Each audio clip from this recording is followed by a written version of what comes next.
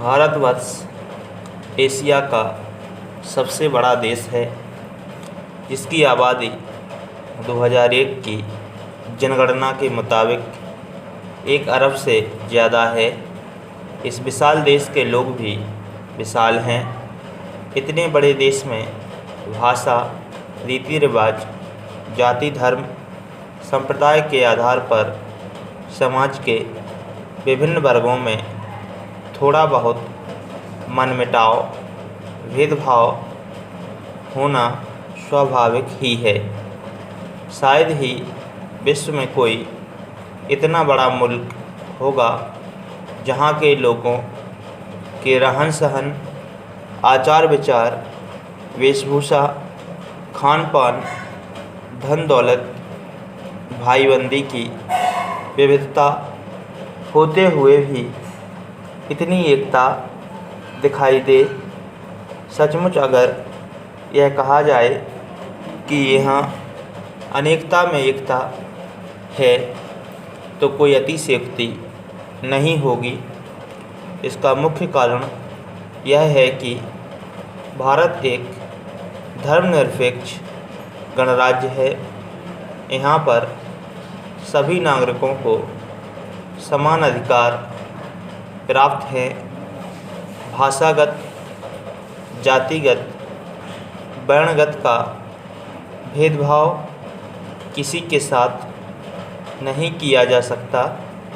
इसके अतिरिक्त नागरिकों के मौलिक अधिकार हैं, जिनका हनन किए जाने पर नागरिक न्यायालय में अपील कर सकते हैं। सभी मजहबों के नागरिकों को एक ही मत देने का अधिकार है। सबको यह अधिकार है कि वह उच्च से उच्च पद के लिए किसी भी स्थान से चुनाव लड़ सकता है।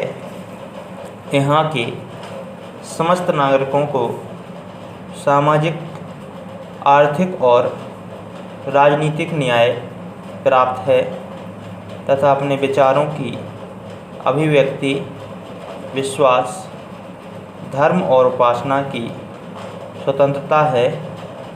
संघ और राज्यों की सेवाओं के लिए संघ लोक सेवा आयोग, कर्मचारी चयन आयोग, रेलवे भर्ती बोर्ड, लोक सेवा आयोग स्थापित किए गए हैं।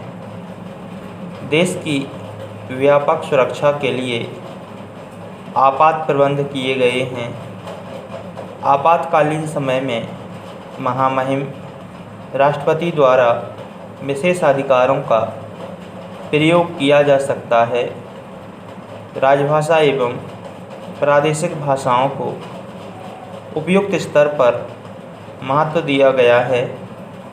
न्याय व्यवस्था के लिए उच्चतम न्यायालय तथा उच्च न्यायालयों के अतिरिक्त अनेक जिला न्यायालय स्थापित किए गए हैं। कानून के सामने सभी नागरिक बराबर हैं। हमारे संविधान में रंग भेद, वर्ण भेद के लिए कोई स्थान नहीं रखा गया है। सरकारी, गैर सरकारी, अमीर, गरीब सब कानून के सामने बराबर हैं।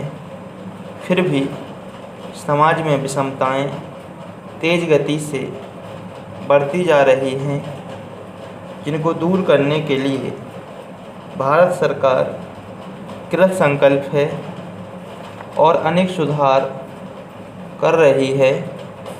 किंतु इन सभी सामाजिक सुधारों और कानूनी अधिकारों के बाद भी समाज में दिनों दिन बढ़ते पिछड़ेपन का मुख्य कारण हमारी बढ़ती हुई जनसंख्या है, जिस पर नियंत्रण करना आवश्यक है।